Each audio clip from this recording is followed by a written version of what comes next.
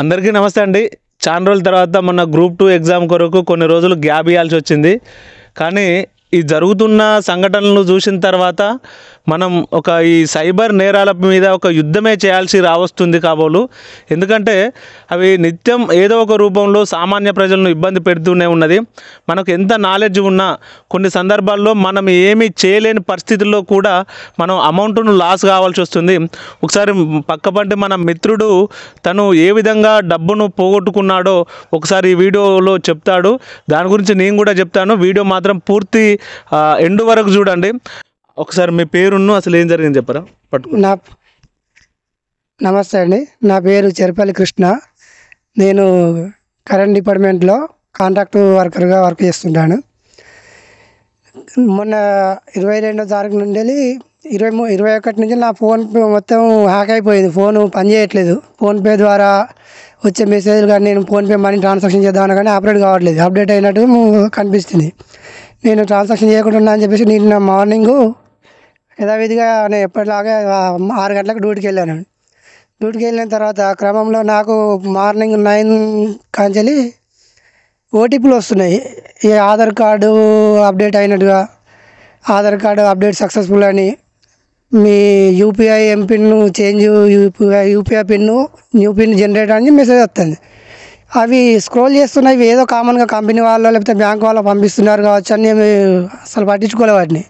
నేను కొంచెం వర్క్ బిజీలో ఉండి దాన్ని స్క్రోల్ చేసి ఫోన్ జేబులో పెట్టుకున్నా. పని మీద వెళ్తుంటే మళ్ళీ పావు గంట 20 నిమిషాల తర్వాత ఎగ్జాక్ట్గా 9:29కు మళ్ళీ మెసేజ్ వచ్చింది. ఏంటి అని ఓపెన్ చేసి చూసేసరికి అమౌంట్ లాస్ అయినట్టుగా 39,000 రూపీస్ నేను ఫోన్పే ద్వారా వాళ్ళకి ట్రాన్సాక్షన్ చేసినట్టుగా మెసేజ్ వచ్చింది. హిస్టరీలో చూస్తే ఒక్క మెసేజ్ కూడా లేదు. నేను అమౌంట్ కొట్టినట్టు కానీ ఏం చేసినట్టు లేదు.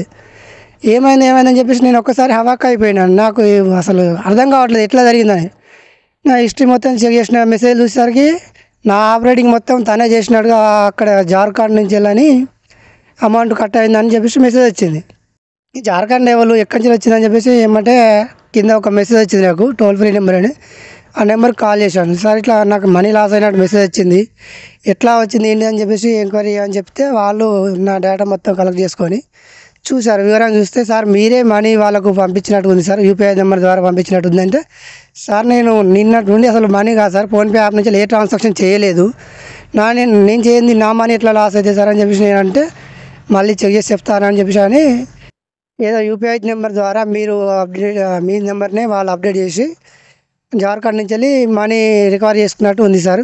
అది మీరైతే చేయలేదు సార్ అంటే నేను చేయలేదు సార్, అసలు నా ఫోన్ ఆపరేటే చేయలేదు, ఫోన్ మొత్తం హ్యాంగ్ అయినట్టు ఉంది, నాకు ఫోన్ సరిగా ఆపరేట్ కాలేదు 2 రోజుల నుంచి, అయితే నేను దాన్ని ఎక్కువ పట్టించుకోలేదు పని వర్క్ బిజీలో పడి అని చెప్పేసి చెప్పడం జరిగింది. వాళ్ళు అంతా ఎంక్వైరీ చేసి ఇట్లా సైబర్ క్రైమ్ వాళ్ళకు కాల్ చేసి చెప్పండి సార్, మీరైతే సైబర్ క్రైమ్లో కేసు నమోదు చేసిన తర్వాత దాన్ని ఎంక్వైరీ చేస్తారు అని చెప్పేసి చెప్పారు.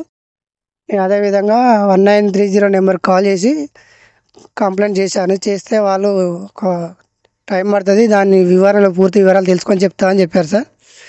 అంతేకాదు దాని విషయాలు నాకు అసలు ఎట్లా జరిగింది, ఏం లింక్ ద్వారా జరిగిందని అసలు ఏ రకంగా నాకు అసలు ఇంటిమేషన్ లేదు. మెసేజ్ రూపంగా కూడా అంతకుముందుకు ఏం రాలేదు, నాకు లింక్ ఓపెన్ అయినట్టు కూడా రాలేదు. కానీ నా డేటా మొత్తం తను తీసుకొని నా ఫోన్ ఆపరేట్ చేసి మనీ మొత్తం లాస్ చేశారు సార్. అది మాత్రం చాలా బాధాకరమైన విషయం. ఇలాంటి విషయాలు చాలామంది జరుగుతాయని చెప్పేసి అంటున్నారు. కొంచెం జాగ్రత్తగా ఉండాల్సిందిగా కోరుతున్నాను. ఓకే, ఇప్పుడు మన మిత్రుడు చెప్పినట్టు అసలు ఈయన ఎవరితోనూ ఫోన్లో మాట్లాడలేదు, ఎవరికి కూడా ఓటీపీ చెప్పలేదు. ఇప్పుడు మనం చెప్తూ ఉంటాం కదా, ఎవరికి ఓటీపీ షేర్ చేయొద్దని, లేకుంటే ఎవరితో ఇట్లా చేయొద్దని చెప్పేసి. ఆయన ఏం చేయకున్నా కూడా జరిగిపోయింది. కానీ ఇక్కడ అతనికి తెలిసి తెలియక నేను ఐడెంటిఫై చేసింది ఆయన ఫోన్ తీసుకొని ఏంటంటే, ఆయనకు ఒక గ్రూప్లో ఏపీకే లింక్స్ అనేవి రావడం జరిగింది.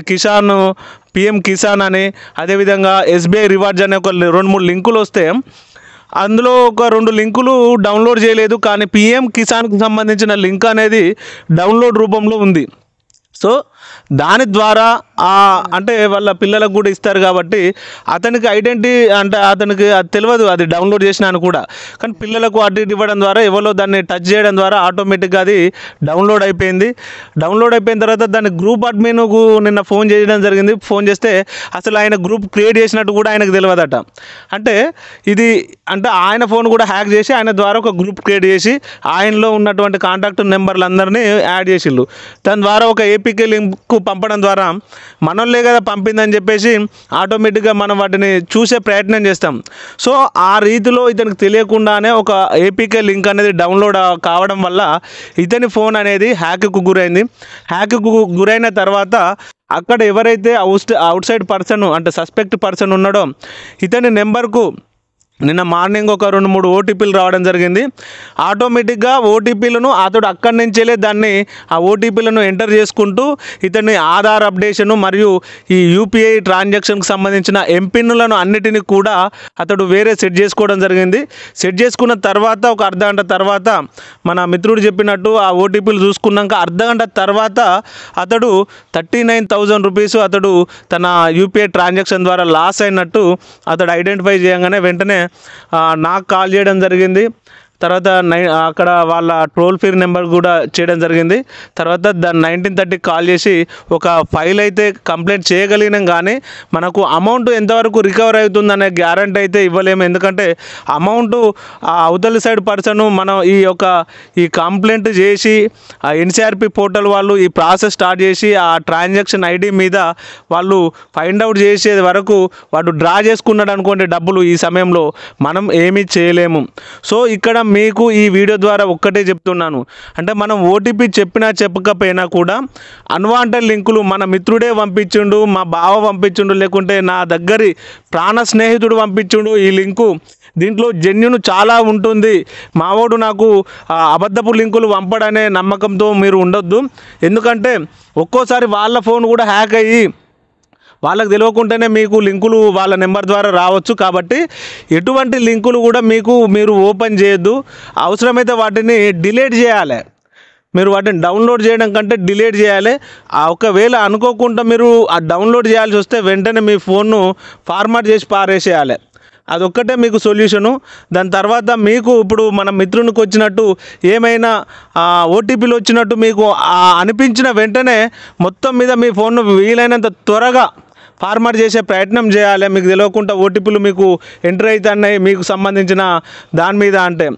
సో మనం ఎటువంటి అనథరైజ్డ్ లింకులను పిఎం కిసాన్ అంటే మనందరి రైతులకు సంబంధించింది సెంట్రల్ గవర్నమెంట్ స్కీమ్ కాబట్టి మనకు ఒక్కోసారి డబ్బులు చెక్ చేసుకోవడానికో దేనికో ఉపయోగపడతాయని చెప్పేసి మనందరి లింక్ అని మనం అనుకుంటాం. కానీ సైబర్ నేరగాళ్ళు మనకు ఏదైతే అవసరమో దానికి సంబంధించిన పేర్లతోటే లింకులు పంపిస్తారు. కాబట్టి ఈ యొక్క అనథరైజ్డ్ లింకులను ఓపెన్ చేయొద్దు.